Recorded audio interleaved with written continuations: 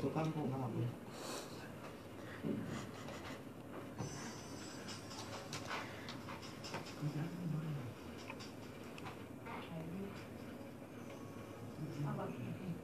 analaiso, koe wakai whaka e tita ia ki nahi ka weinga la lahi o ui mui mai e he o ngō magania ke pe o ni hanga o sia i tau o ui.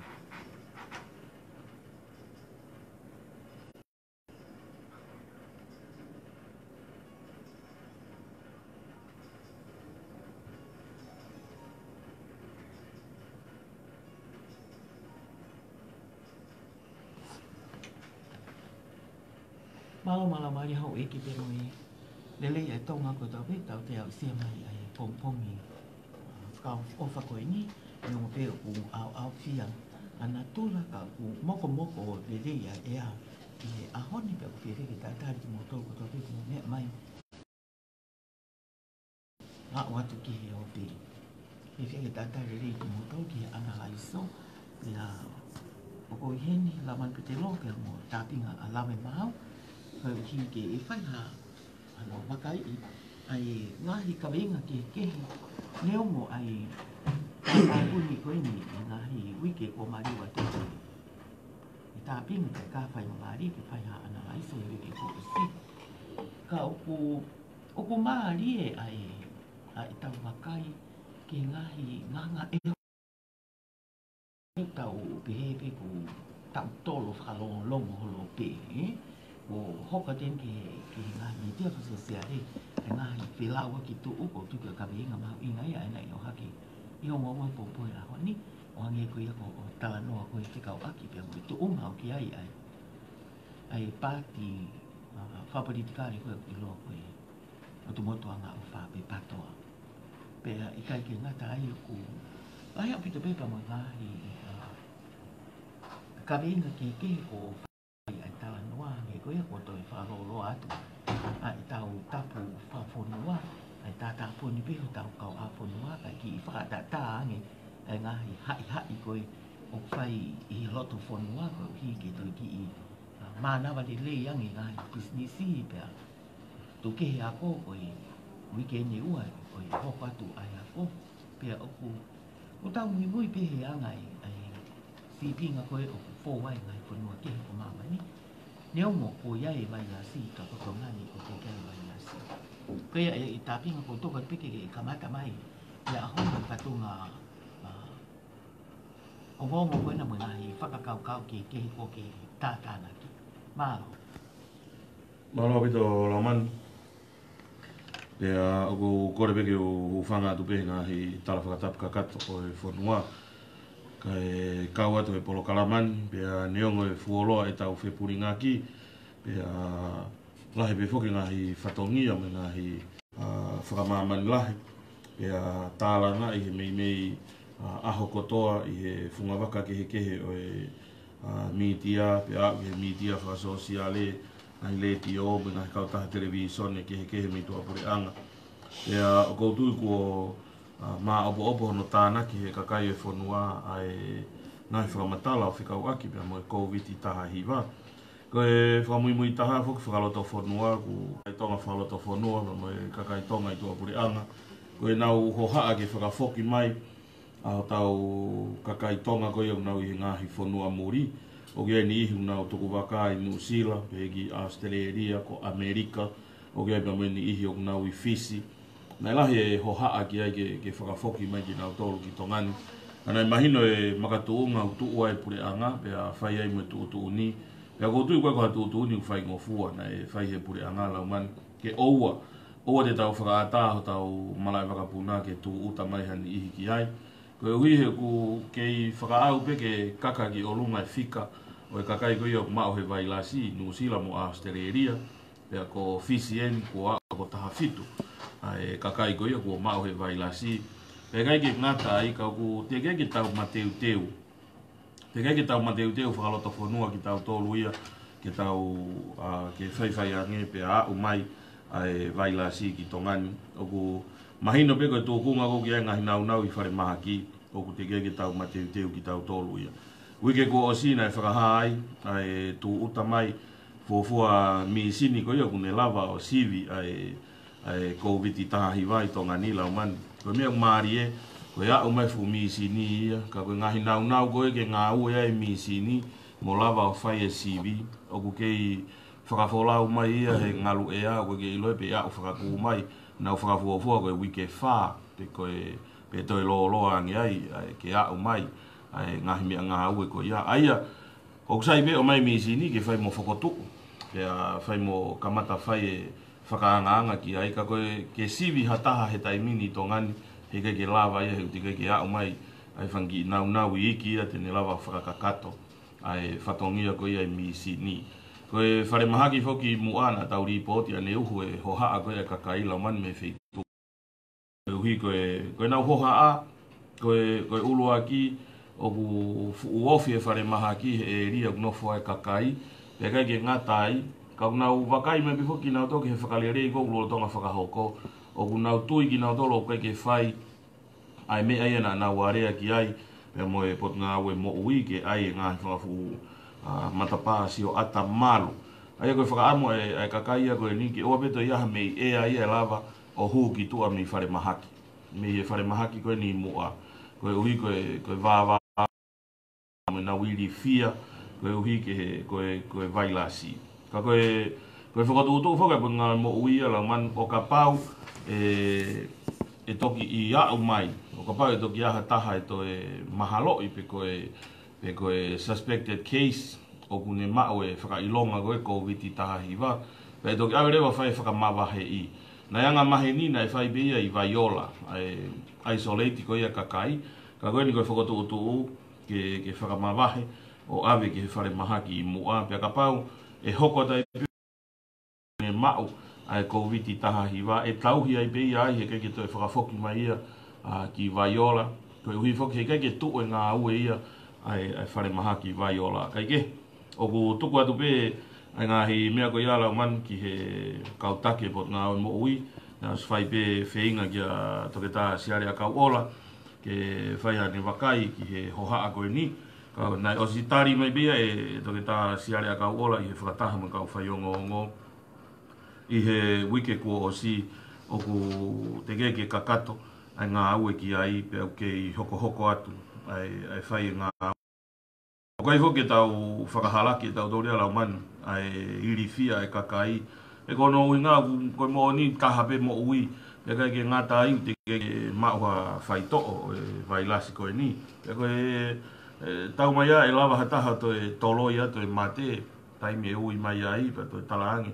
o re vai ke foki mai mari me ngā ue ke usio ki ai kau toku mate tau mai a e lava to e toloi aia o koutu iau ia Laumanu pa koe ke whakahalaki au e iri fia e kakai ka koutu koe whakakau ke tuku atu ke he pure a ngā mo e pot ngā e mo ui ke whai hatokanga e kina ai tawhaaki koe ni ke whakakakato ai ngahi nau koe ia ki hono malui o e whare mahaki me he taimi e ave ai hataha kune mao e COVID taha hiwa tauhi ai koe ai koe tala noa ia ki he tawhaaki koe ia Laumanu pa mahino pe ngahi whakataputapu ina ke whanongonongo koe ia he pare mia he wike ko o si o kou kawa uia he tui Laumanu pe koe hānei e uhinga lahi o kei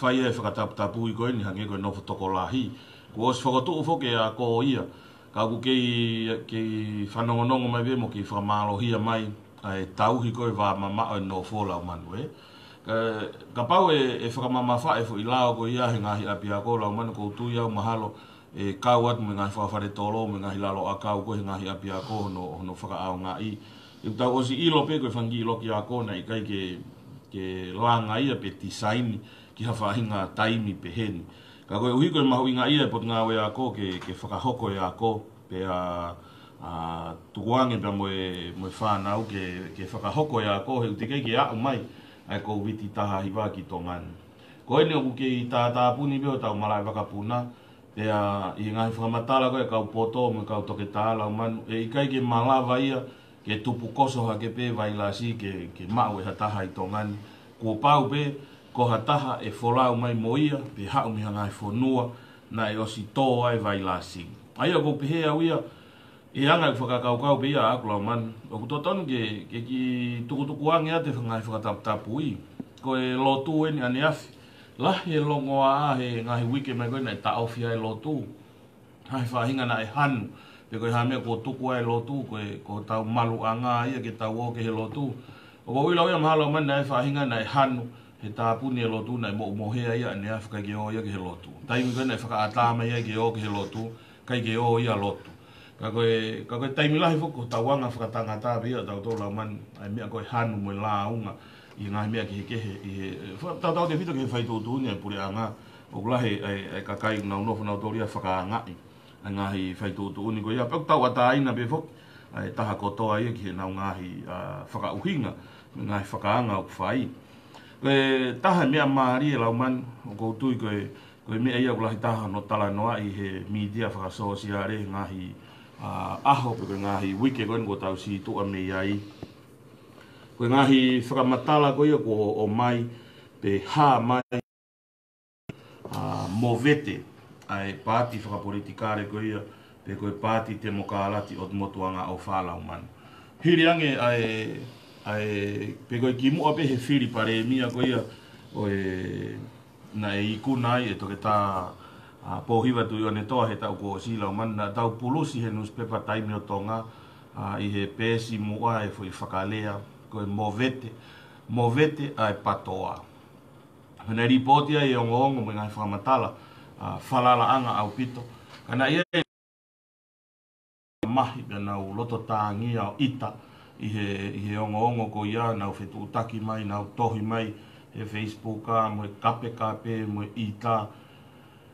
Laumanu ka pau te utoi ki whehu iat ki he ni ihi ko ia he ahoni. Koe hae mea ko tau mātā mo sio ki he ahoni.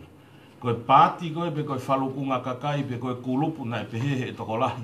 He kai ke toi lava o wei, pe toi lava whai haala kia ki nau tolu. Pete nau toi tō ki he kehe koa a whe ia i he anga i nau ngā we koeni ko nau movete. Ko nau movete, pe nau tō ki he kehe i he anga i nau tui, mo i anga i nau whakakaukau.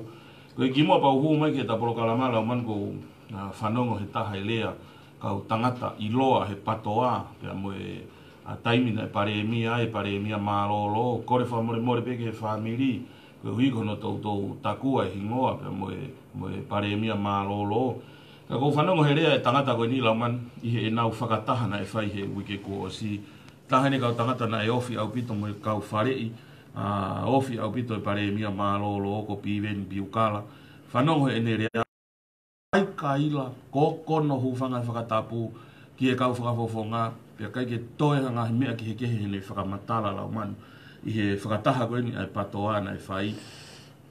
Ako gimoa ki uhoko atu Laumanu, ko whie whakamahino pe mua hen, ki he kau mui o e patoa, whakamore ala, nei kai ke u alua uia o kumi, ai whakataha koe na e whai ki u whanongo ki ai, ka koe kakai pe ia na nau hu ato whanongo i he whakataha, na nau hanga o seni mai ai whakataha koe ni pa o maa e whainga maarie, i whakamore ki piu ki taimi si, koe ki o whakamore ka o taimi lai, i o whanongo ki he whakataha loa koe ni. Tuko e whainga maarie o whanongo ki he rea e tangata koe ni ko piweni piukala Laumanu, i he anga e kutui, mai anga e whakakaukau, koe ngahi lea maa lohi peheni, na e hoko ai hono tuto nuku alofa hea taha ono Novema ua whi tahataha. Koe ngahi lea maa lohi, mo ngahi lea hange ko kakaha Laumanu e rea. Koe ngahi lea pehena ni hanga uki e kakai o hoko ai hono tuto nuku alofa. Aia koe nia, o kuto e kamakamata ke toi taftafu atu he taimini, i he ngahi whakataha anga ko whai Laumanu e lava ke whaiha ngā ue atu.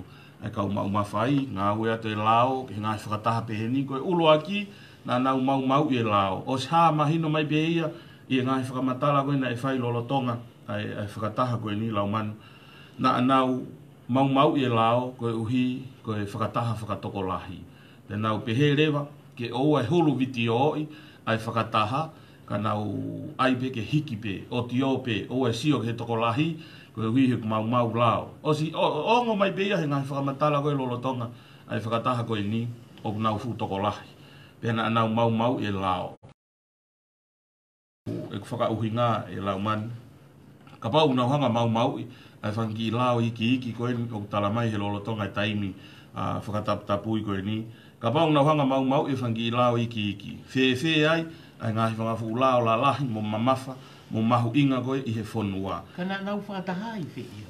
Koe whakataha o koutui o ku asi pe ia he taha na ngahi video koe whakataha ina e whai he toko he api e toko taha o ku pehe e hoko koe taha na ukau kandi teiti koe ki u whakapapau i pe ko toko mololo pe ko vai ni pe ko wheitu na e whai e whakataha e Laumanu ka koe mea ia ko he kalasi koe ni pa me nau ngahi lea tuku hifo mo ngahi lea mālohi mo kakaha ki he kau whakafofonga koe aia koe hangeni ku haa mai nau whetu kua ki kau whok mai Laumanu ai hapa ai mea koe no kou lawe ki ai tohi koe ni na ku kamata lawe ki ai kamata anga Laumanu ai whetohi aki koe a māteni tapu eluelu aia koe tohi a māteni tapu eluelu ki he sea o e pāti he taimini aia koe whakafofonga tapua se misisika koe tohi ane a māteni na e whakaaho ki he aho ono o maasi wa fe ua noa na e whakatuasila ki a ono po se misisika koe sea o e poa te pure ai pāti te mokanate o motuanga o wha nuku alofa koe tohi koe ni Laumanu pēsi e hiva ai tohi koe ni ko ulau hifo e tohi uofi hefo i rea nima afe nima ngea uono nima i loto he tohi koe ni koe whakamatala i atu ai tari mo ngahi whakauhinga ki he kehe te ngahi mea ki he kehe na e whai ai e whetō aki ai pāti koe ni pero me kau me mi pā kau ai mo ne tari atu ki he uhinga na e ikai ke to e kau atu ai ki he ni iho ngai whakataha ai patoa hiriange ai mālolo ko ia a Grispo hiva taha mea mahu inga nai asi he tohi koe ni Laumanu koe whakaha e māteni na e osi ai amanaki ke whakawhisi ai paremia mālolo mi hono lakanga kana e iai e ni ihi na nau to e whai e ki nau tolu ia ai ngahi o asi mai ai e whakakaukau Laumanu ke tuku pe ia ke ne hoko koe paremia ke mālolo whakahau pe me he lakanga paremia. Tapinga, koe toki tohi mai ena ia.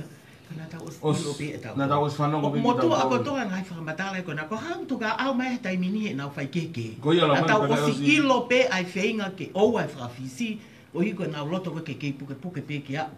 Ke pe kia pe i he lakanga. Laumanu panai osi hau whoki e tuate lavu whakamatala. Ai mei whakakaukau tatau na e whai hono whale i ke whakawhisi. Hange ko o lau koe nau toki alue ni koe o movete pe a tō kehe mo e nau tui.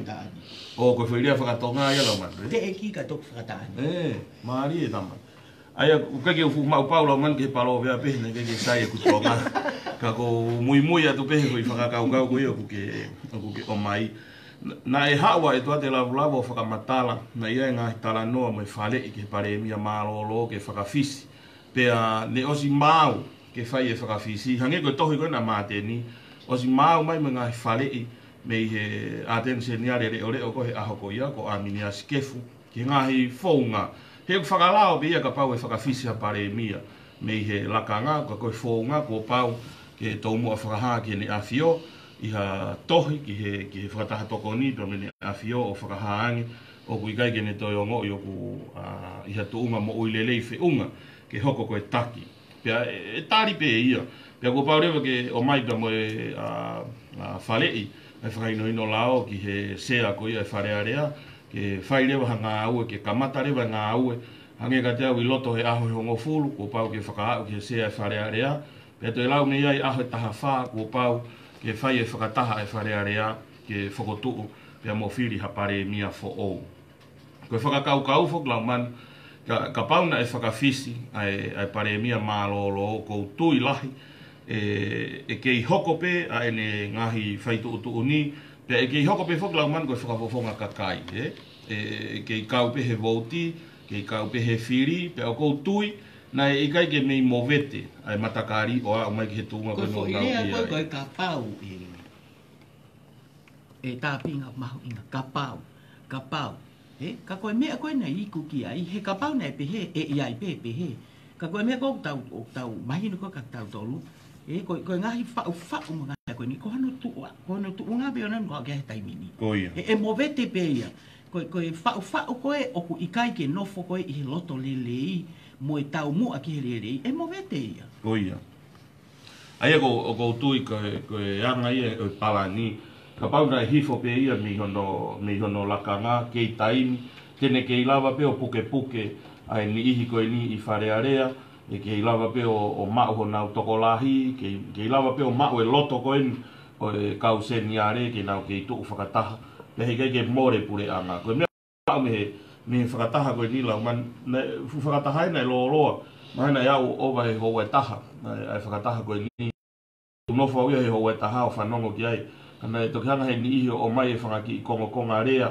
me he whakataha pa o whanongo ki ai koe hanga koe whanongo lau mani mo whakauhinga koe ngahi lea ka kaha me ngahi lea re o lahi koe na e whai he whakataha koe fwoi tau mua au taha pe koe ulua ki koe nau loto mamahi he more ai mawhai more pure anga holofa mo pure anga patoa i kaike nau toe pure anga koe uhinga i nau loto mamahi koe kaike tari ai me ia to tana ku lawi fa Facebook na ni hanga ia fihu ia mai ko fete mo kawati o tau ka be ka tama ko eni he ko patoa ko na e fa o maka tuunga i tui whakate mo kawati me pe mare me to ta ko ni ko to ta ko ne hanga tapu ni mo ni afio na hanga pore i fo ulu ni afio ka me o ki tu ko amia koia ko to ta tau pe o ku longa ko na i me ko na he ko hanga me ko kai ke fai an ko fai hanga aue ai lao ki ka kai ko ku whaka mo ve no i hao langa tau no fo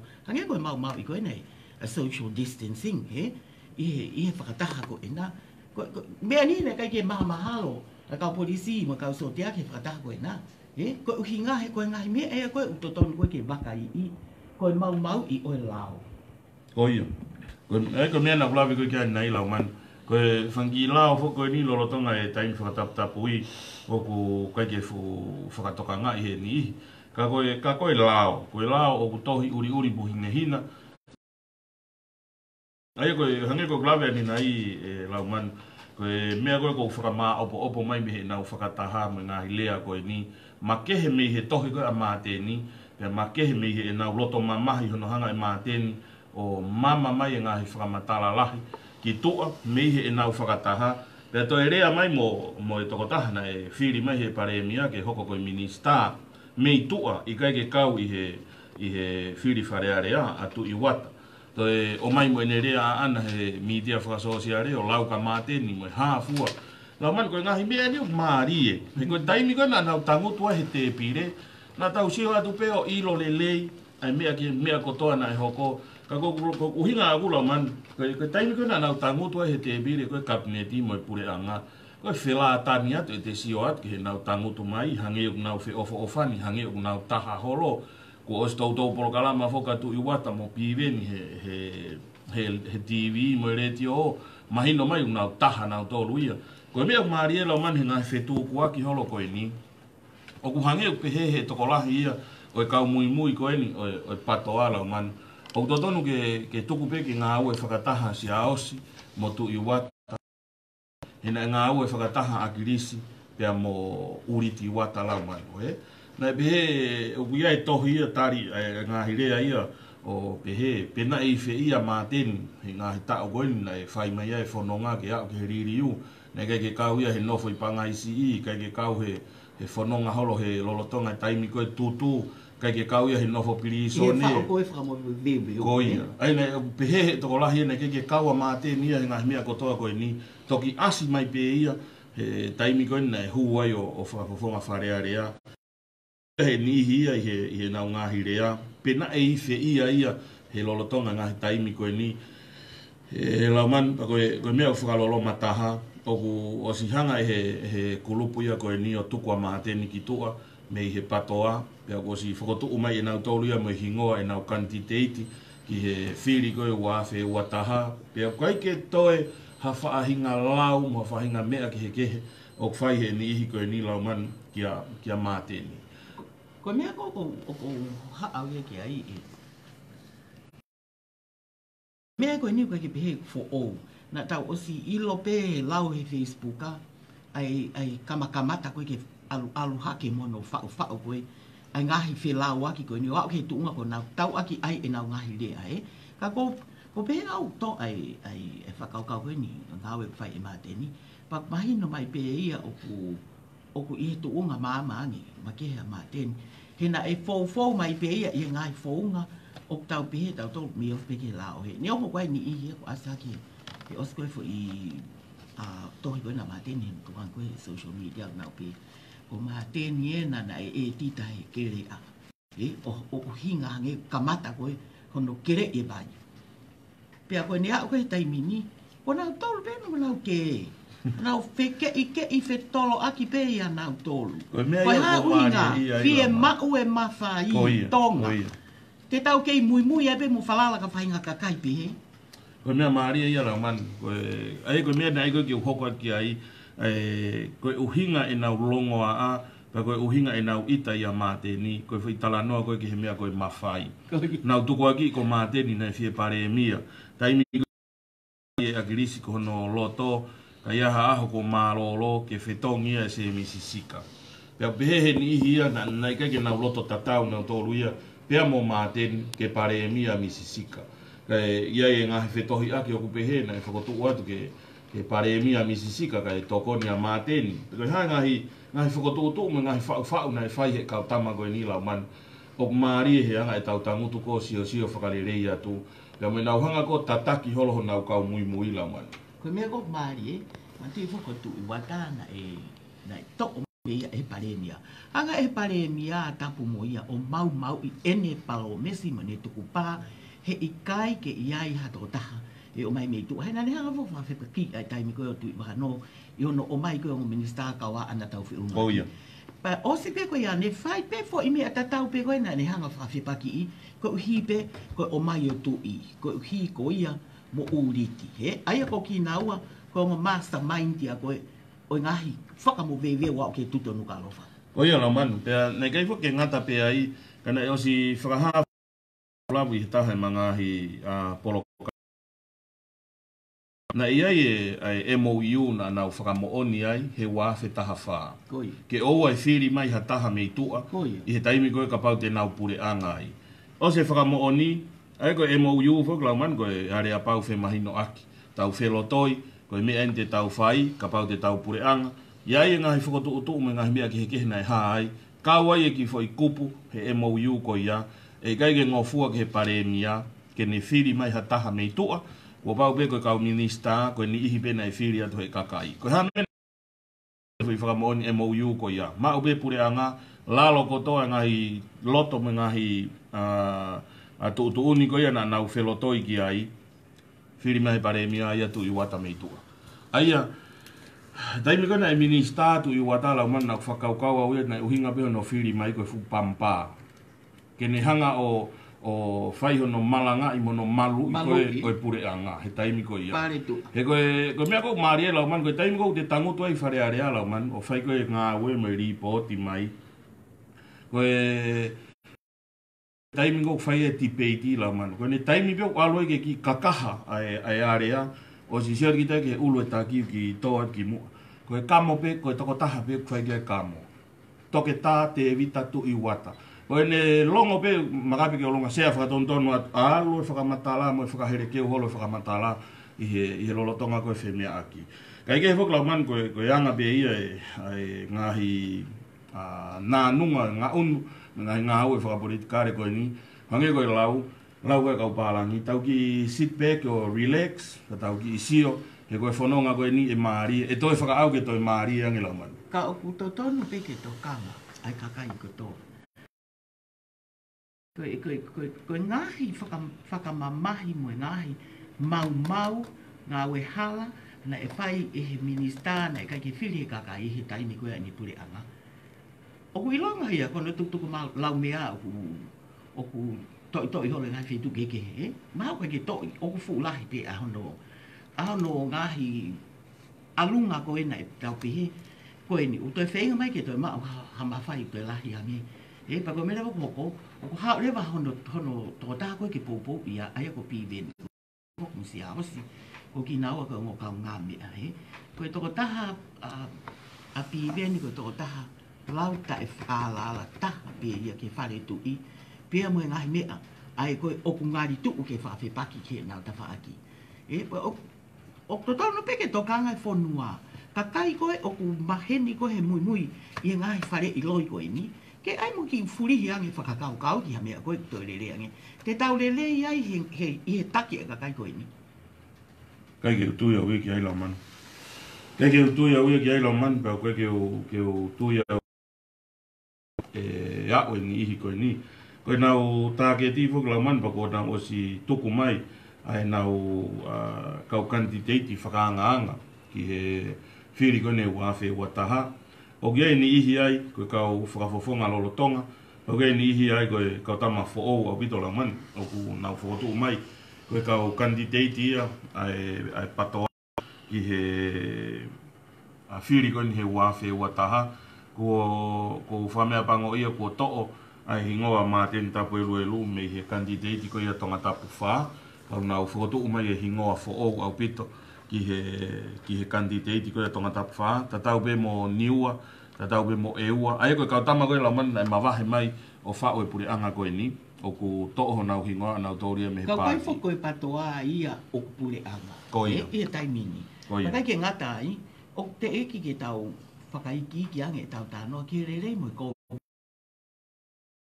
Ke koe uhinga, koe tau siwe ke ta whaako ina e patoa ai. Me ako tau pe koe me ea patoa. O koe me ea kakai e whonua.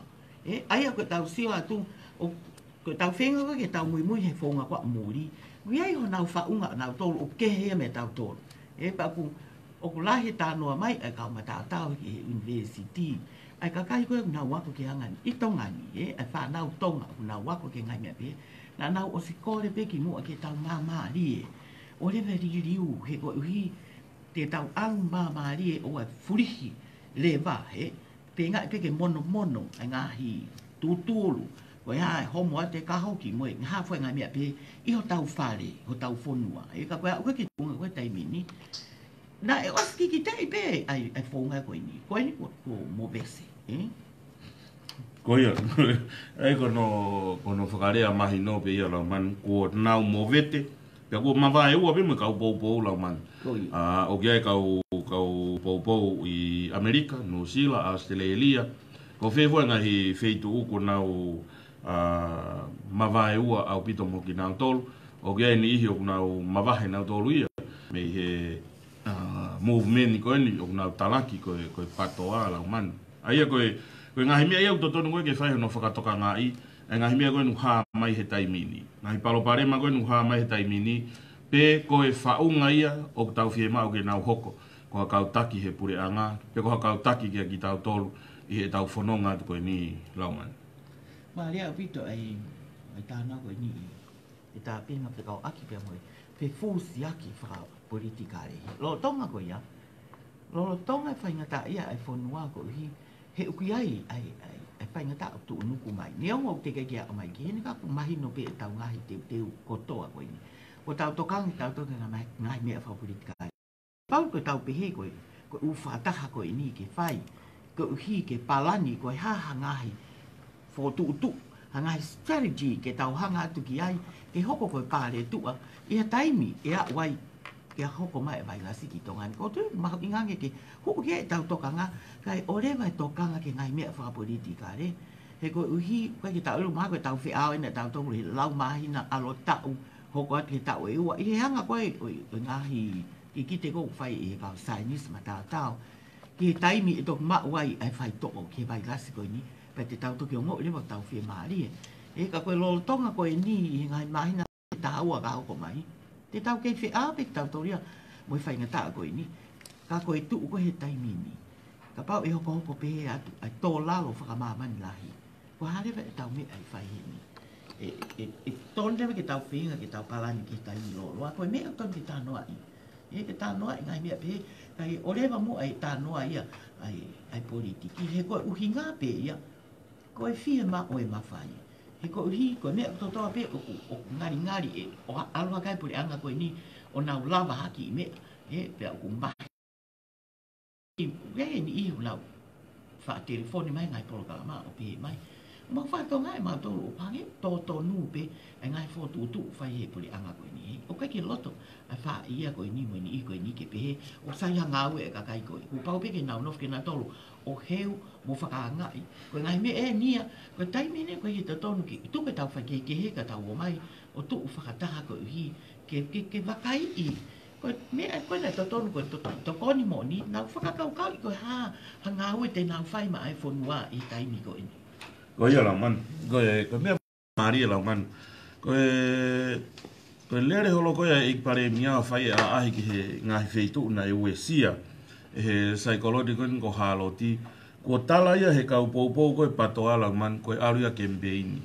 fai ko ne Polokalama tanu hala tala ia ko campaign fai ko ha tokoni ke langa I ha ke kakai ka mo tuunga ko nau iai he ko me ia nau malanga I ko me ia na nau fai ko ia I he fili whaka mui ko ia ko o he kātu I tuunga whaka minister mo ngahi lakanga ko hi ki whai ake nau campaign pa nau pepe nau tole pehe tō tāko tau pe ko ia e Laumanu pa ko mea ko uhinga ki ai o ku talaki ia ko ngahi ngā ue le rei ko ia ko o pe ia campaign ko o pe ia o tau here I ke whakatau mai ai fili ai kakai ko ha me taki fai si o pe ke fai kata ia tuku pe nau toria o e whaha tokanga ia ki ai ko e ni Laumanu ko toki tu hake ai ki kau a poupou o e patoa mi Amerika o fai ai tāna ki paanga o ri mai ki tongani na rea ake piveni he ne rea he whakataha ke alo awe ko mea ofa ki whaamilie tolu I he wahenga tonga tapwhitu o gui ia koe ha o gui ia koe tokoni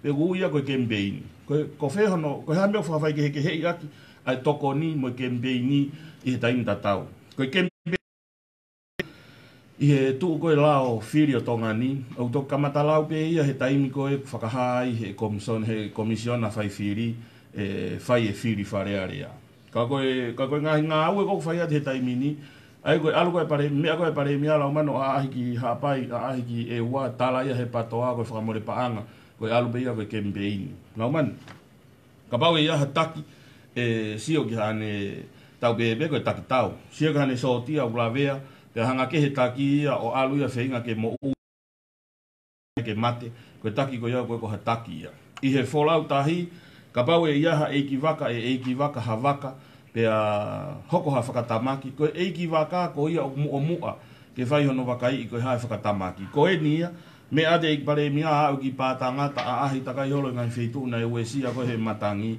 tala mai ia koe campaign tau tok wheitu a mai whokeni tau I sipirere kaike Kau tau tok wheitu a mai whokeni Laumanu me ia kita koe whehu ia kuia hireange saikolone ko kita na I whe pare mia mārolo ta mai he to o tere pe ia na ke mea ia a ahi kahataha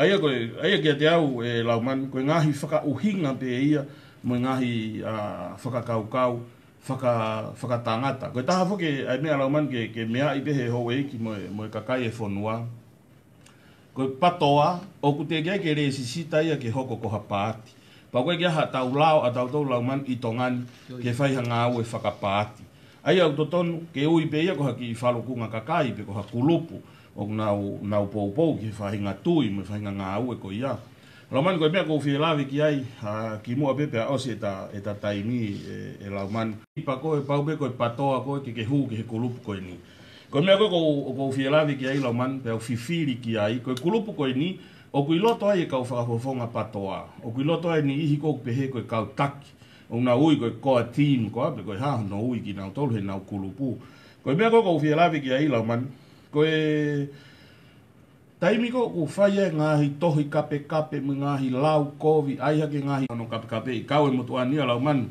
wha ai oku I misi oku ia mo klai tā o whakapipiki mai whakataha mo whangafu manu palaku mo hāfua Laumanu o kou rea atua ia he Polokalama koe ni ki he patoa ko e hae whakarieria taha mo kovi taha te mou whai e toi whoki atu e ka moutou ko e kamata ene whoki atu kamata ene whoki atu e kovi kou mou whai ki he kakai ko ko kamata ke mou movete kamata ke mou tau pe I loto ia mou toru kamata ke mou toi tuuha ke pe ko mea ko maari e Laumanu ko toi whehangahangai a māteni mo se aos pōhiwa ko hai a māteni ko hai a se aos pōhiwa ko morisi e mo pipi he taimi ko se as po hiva ko tu fefine o lautala ko tunga ane ko no tunga ane a se as po hiva aia ko mateni i he tau lau whakatonga ko matapure o se as po hiva Laumanu aia ko ni ko matapure ni mono tunga ane hono mari na to tu ha ke pena ua ia o to e hoko ate nau o ko mea ko whakarolo ma Laumanu ko ni ha mai ki tua o asi mai ki kakai o ki ai palo parema ka mo tono no o ku hoko i he loto whare o patoa maman alu ia maman Laumanu ngahi palo parema ko ni ka ku ikai ke lava ke nau whaihano whakarerei ai palo parema ko ni na toton ke nau whakarerei i whakaloto whare be fok Laumanu ka pau ko party pe mo movement i he nau lau na toton ke nau whakatahataha o whakarerei i whakaloto whare ka koen ko alu ke media la koe taha na tau fiu he wheinga ki a māteni Laumanu he ngahi mahina koen ko mariu atu o ku ikai kene o mai ha tau whainga maari tu talamai he ni ihi ko rea ia he reti o e taha o whai whakaeke eke mui Polokalama ai whakaofa bea Laumanu aina bea māteni pea koe tekniki pe whokia ke tau mea he ko māteni koe whai ongo mārolo Laumanu neongo ni hoko koe whahofonga wharearea kana ni hoko koe whai ongo mārolo whai ongo koe ni kutala ati na asi koe osika e ni rea o te hea krewa toko tahai mana tu koe nau ngahi whonga pe nau tolu nau ai mai ko hiko te tewa pe campaign ni ke whiri ko māteni ena na e tita i he kere a ko hano uhinga he koe kere a na ni hanga kamata ngahi lau i kovi mo ngahi ongo whawhekiki pe heni pe ai ngo tau whilaua ke ahani ko ia e Laumanu ko ngahi mea bea ko ngahi mea bea ko o ko kore whakamone more pe uia o ki ai ni ihi i he Facebooka o nga loto mamahi mai koe kau boubou ene patoa koe da uhinga ki ai tolo mo kape ake mālohi taha te ke lava koe uhinga he koe whi mālohi tatau pe e toi whoki atu koe ne whoki atu ana koe ia ko mo os mo vete mo tolu ia koe ke loi bete mo tu u mei whi ia te a uhange koe kulau o kui kai whoki Laumanu ke puri hami aia he ngahi mea ki he kehe hoko he aho ni pe ko whi tu o tau iai i he whi mamani koe ni ka koe ke hami aia puri ke hami aia e puri me he tau ngā ue o whakahoko pe au kulawa pe kakai ia o whai tu un hami au nau tui ki ai ko whi mea te nau tui mo whalala ki ai ka koe mea koe ko maria iai he movete e kau tama koe ni Laumanu koe ni ihi bēni koe na hoko koe kau ngā mea le rei kau ngā ue le rei ko nau toi tū mai pe nau tolo tau a ka aki pe ia nau tolo ai mea koe na tau nofo koe o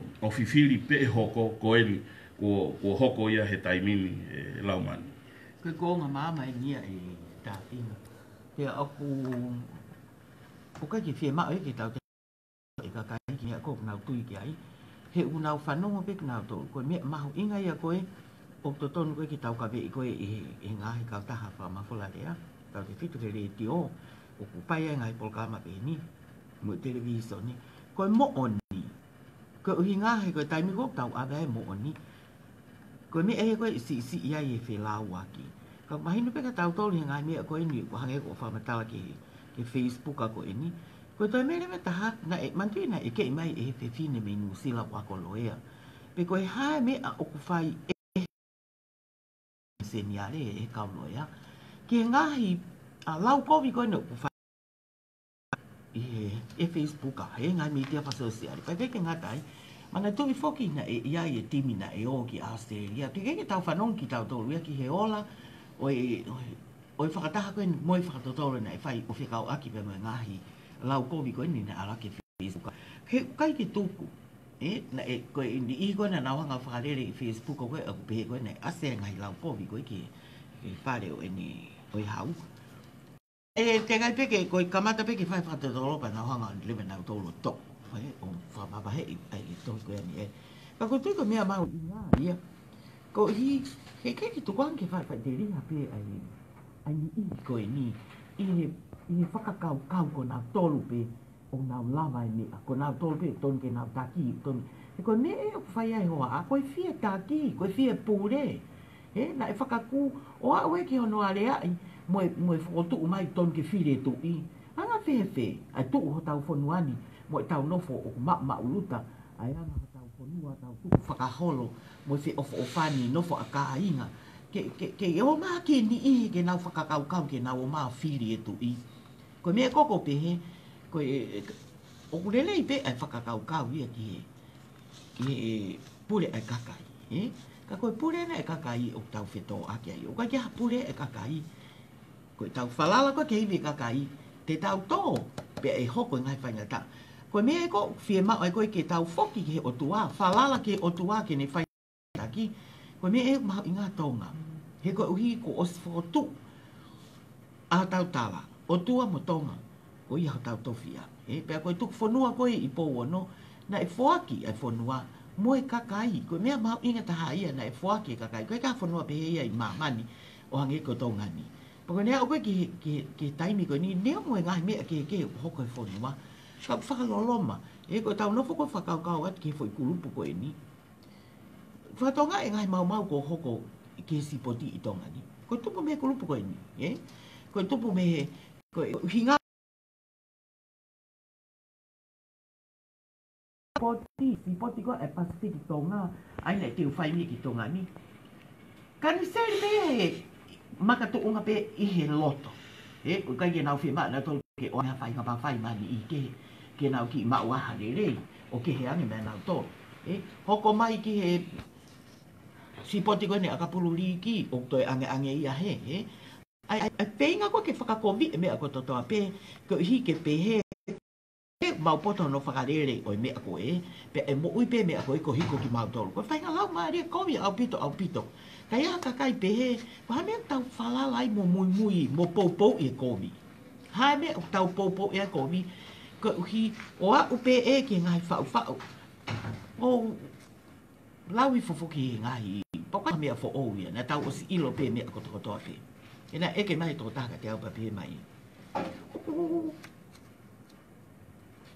Ai me o toi mo fo ke hopo I tu o ha hopo nei o sa pe fa ma nga pa o pe o kwa o hinga pe mai I ka ko hinga hopo ia pe ha ka ta ma pa o pe hanga te au kilo vai ka ya ha fa mo ni fo o Ria ngai me fo o new everything o ku lava pe ke toi whakahu o toi whakawa ai hopo ko ia ai koe toko tako ni koe ni ke maa pana masi I hina e kau he ni I koe na e whau koe ke whenga e koe hono whakaua mo tutu ha tau kolo Ko ia Laumanu Ange ko kulawe koe na I Laumanu tau whanonga be e konge koe lau koe tau whanonga koe ni koe whanonga loa koe mea koe ku tōni Laumanu puri e amui koe ni e hā māmāri e mai pe ngai mea koe na e rilo ngai mea koe na e fufu ngai mea koe na e aio o whakapuriki o kai ke hā he whakamau anga koe ni ko nau tolu pia Laumanu nau te hanga tuku mai ko haka pau e whai pe whakatahaka ua toi hiki te pi e ngahi rea me ngai mea koe ia koe uhi he toi whoki atu peo kau kovi ka nau tolu o ka pau e a o ngahi mea koe ni ke whakamau anga ko o siai e ni ihi Laumanu o nau hiki ni mamai te nau whai e ngā ue ke whakaau ke whakamau anga e ngahi ni koe ki mua pepe a kakato e tatai mi Laumanu ko whielawe peo ia ke he mea koe na kulawe kia ia ni nai whekawaki me ngahi pesi media whakasosiare koe ni ai patoa he Facebook nau whai ngahi ulu nganga tae tau tae whiunga au pito mo tangata o kupehe ko ha kakai mama pe ko ha kakai o nau tui o tua pe nau o ke he lotu ke nau whai whainga ulu nganga me whainga rea tae tau koe ni hala ata Laumanu ke iai harea ia e o atu he Polokalama koe ni o ku kape pe rea tae whiunga pe tae tau ki hataha ko hono Analaiso pe ene ngahi mea totonu o kulolo tonga hoko ka kono o atu pe ngahi whakamatala ko ia ka koe kulupu koe ni o kuna whanga I kinau tolu ia o whai e ngahi ulungaanga me ngahi kape tae whiunga I loto hi e nau kulupu Laumanu o lau konga pe ai ni ihi koe o e kataki o e patoa o koe ke nau whai nau tolu ia ha tokoni pe ko ha whakapoto atu ki o nau kau mui ke tuku ai ulungaanga ko ia koe mea ko o whaarea maua ki pe Laumanu I he tau ngahi Polokalama ki mua atu te te utoi rea atu aki pe he Polokalama koe ni kau patoa ka pau o ku mou ita ka pau o ku mou loto mamahi he Polokalama whai atu hu mai aki ho hingoa totonu Ka pau ko hingoa to tonu ko milika. Ta ke hu mai ake milika. Oua te ke hingoa ake milika tohi tau. Ka ke hu mai ake ko ia hafui hingoa loi. O whai ake ulunganga kovi me ta e whiunga ko ia. Ko hui he ke lawa ia Laumanu ke tau whai atu hatari. Ki ha hingoa moha PS pūloa. Ka pau ko hingoa to tonu ko mere. Hu mai ake mere. Te ai hake mohola i tā mere. Ke asi mai ko mere koe. Ka ua ai e hingoa ko mere. Ka whai tā i mai ki i reka. Ki reka ke ianga maa mo ulunganga lelei. Ke asi mai ake ho PSI. Ka koe mea ko ku ke whai e koe ia. Ai tā ko asi mai. Whaka ofa ki Laumari e hono o mai. O whakamuomua mai ake ulunganga kovi o mou whai. Koe mea taha Laumanu. O ku hange ke te au ia he anga whakakaukau. O ku loto whahinga e koe ni. O ku tui koe ki whahinga tui. Me whahinga whaunga whakapolitikare koe ni e patoa. Ke ua beto iaha taha ia rea anga nau tolu. Ua beto iaha taha ia e toi whakamatala atu. Na ia iha nau kovi. Pina iaha nau whaihala. Pina iaha nau whahinga tō nou. Hange o ku loto pe whahinga e koe ni Laumanu. Ke tā moloki e tau totonu. Oua toi rea ha taha ia. Ko mau tolu peu poto taha. Mau tolu peu tonu taha. Oua toi whaharea mai.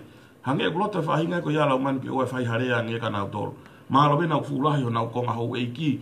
Mahalo be nau hako i tu. Nau hako i hou eiki. O ngai nau tolu ia he rea ni. Ka koe nau nofa nau tolu ia rea mai. Ki he kakai mo rea mai ki he pureanga lolo tonga. Mo e kautaki he pureanga lolo tonga Laumanu. O kuto e kalaske yang i nau whai nau tolu ia mea koe ia. Aia kia te au ia Laumanu. O koe ke wila ua puke whahinga kakai atamai whee en. I he anga e tau ngāwe. Loto nau tolu ia ki nau le. Kape mai ka tau tolu. Kakai ki nau loto nau tolu ia ki tau ki i rea atu. Laumanu. Koe kape ia me tau kape Laumanu koe mea biu whai ngofua. Ka pau pehe ia ki tau whiau hi tau kape. Tau poto kape tau kape. Kau koe po ki tau urunganga pehe tau tau Laumanu. Nai tau tupa ki tau tau ria ngai whamiri. Nai ako naki ki o lotu mo. Tau he whewei tokai aki mo whaka apa. Koe kakai koe o ko uhinga ki ai he patoa. Koe ke uilo au ia Laumanu. Pe koe nau tamai me nau whae koe tangata pe koe whahinga mea kehe ia. O ku nau urunganga pehe ai. Mahalo koe mea bia ko whie. Ka ose ki ai Laumanu. Mahalo apita e Tapinga. Hang koe lau he. Koe au ngai koe whitari ngai. Tau koe ke lotu. Koe mea ko uhanga o whatonga i me he. Me he tutoni koe ne whai he puri anga ki he. Ki mua patok whaosi ki mea whapolitikari koe kata anō ki ai. Ko maha inga ia wia i he. I tu unga koe ne ea wai tutoni ai pare mea mo puri anga ki. Ki whaalolo atu. Pea whakaata mai ngahi siasi. Ka nebe ngahi siasi ne kake nau. Ne kake nau whoki nau toki whare lotu. O pehebe ngahi whetu. Nau tala mai o whiwhe ngai. E koe taimi koe ku tāpuni wholoha mea. O whatongai pehe ni he maketi tala mahu hi tōna ki. He lupe nea o toko o futupu ai kakai koe na nau o mai. Ai kui ai koe nau ngahi te pire tu umau. Koe uhi ngā ku. Mahalo ku ifo pe e nau ki inofo malo lo wholoa. Kai ke ka pau pe ke pehe whenke whakaake ake mea mea. Ka ko tui pehe pe ai e whakaokau whene kau taki lo tu nau popoi. Ai whakaama e pure anga. Ka ku pau ke e pehe pe a tutu uni koe e pare mea ko iwi.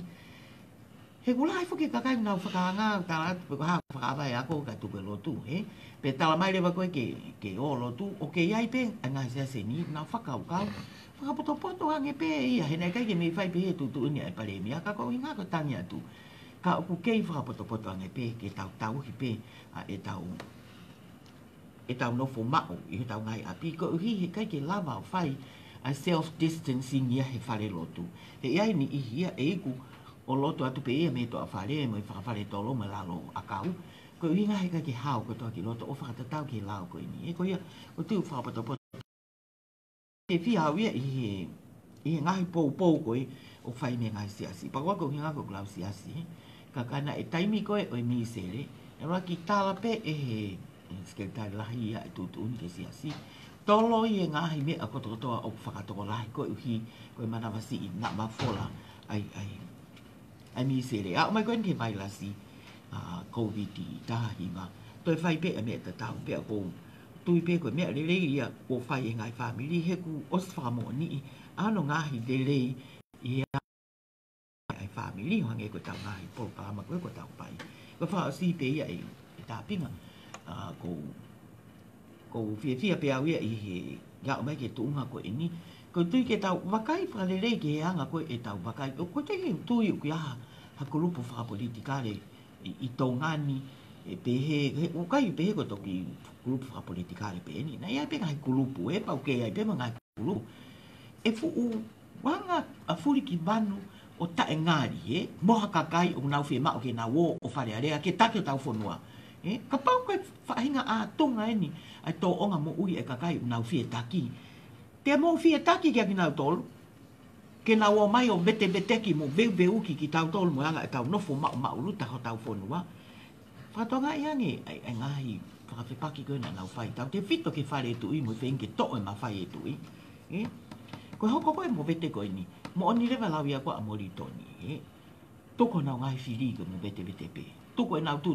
ni ke liriu ke vale pe ko me e to hoko tai mini e o ku tori o fa atu me ko to ape ko me ko to ape o kai mama o me fina ngalo o tua ko ki na to ko na feinga ko ta e ia ha me mama fa atu i na mo i e mo vete ia pe ko me ape ho ko ka paga ke mo feinga ke mo foki mai ke tau fo e hala ko o totonu pe ke ngatai ko na ha tau ka ve e ngai to ka te rini fa ka te mo kalati e o na pe fo ko te mo kalati e ni ke pure ko to ape kakai ke me ko to ape ko ke pe ia ko ke pe mo tolo pa ko ke fai te ri ma fo no ia pe ko ata ke mo tolo o ku fai e tongani pure anga e he ko ha te mo kalati ko te mo kalati ko pure lele e ni ai kape mo le ko vi pe kai ke ngatai fetali ui aki ataki tu e toko e corruption ni ka os ilo lepe ngai me na hoko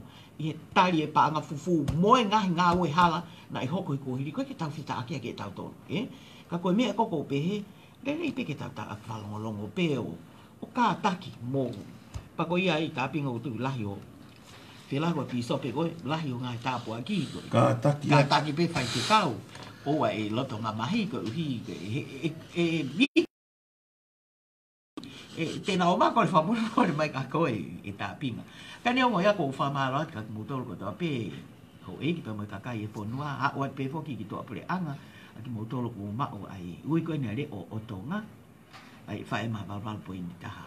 Na man maha koe ki mea whakaaswe ko whakarea atu pe i he e ta Polokalama koe ni talo e tau lere mai he mei tau ene taha maha pe ko o se tau taha e tau ki reti o Laumanu i he weekend. Ko e fuafua taini eni i he e tau live Facebook a ke a o e kausi o ke he toko fitunge au tupu. Na ea o ane nai ke he toko fitunge au ni mango fulu tupu. O lolotonga fitunge au tupu pe he taimi. Ko e fuafua taini eni Laumanu. Pe o koutu o ku haa mahino mai pe ai e kakai o nau fie mui mai he tau Polokalama. Ia i pe ki toko tolu maha pe koe ki toko ua o ku na hu mai he toko fitunge au tupu koe ni mo ngahi tohi whakapatoa. O ko ui pe ia kalasi ko tohi kape pe he Laumanu koe ngahi tohi whakapatoa. E koe ngahi mea ia alu ko he nau pesi Laumanu. Ngahi ulunganga e ko whai ko he nau pesi. Ai ko ui pe ia kakai ko ia koe whangi kalasi hange ko whangi foi mango hu kia koe e patoa nau. Hu takai holo he ngahi mea ko whai. Ka ko whiunga mo toko fitunge au tupu Laumanu. O lolotonga mui mai he tau Polokalama. Whamaloat ka mautolu ka mai me toa pure anga he ki Amerika me ngai whanua lalahi. Nau mui mai he ki Polokalama koe ni. Kore whamore atu pe ngai maheni o nau mui mai i he Polokalamani me i he tui whakapatoa. Whamore ala koe whaibe nia ngā ue ko no o mai ngai whakamatala. Mo oni, mo totoni o atu he Polokalama. Koe whiri ia, koe whiri pia au pe te ke tui ki ai pe i kai. Ka koe o atu pe ngai whakamatala ke tau vahe. Mālo Laumanu. Mālo api te Tapinga ka koe ngata anga ia oe Analaiso ki he aho koe ni. Ka ku whiama api ke tāna te tau iwi o ngāwe aka mea o kurere ipa tau whakakau whakawhonu ako tau atamai ai uni lelei ko toa pe ai eiki o ku tau inasi ai i ngai keresi ko toa o mo ui. Ko toa pe ofa ke mō manu ia i ngai whatamia ko toa pe o mō whakako i he ao ni whawhunga e ta Tapinga Lavemaau ka Laumanu Petelo. Mālo mō mea mai ka mō mea tu au whātu.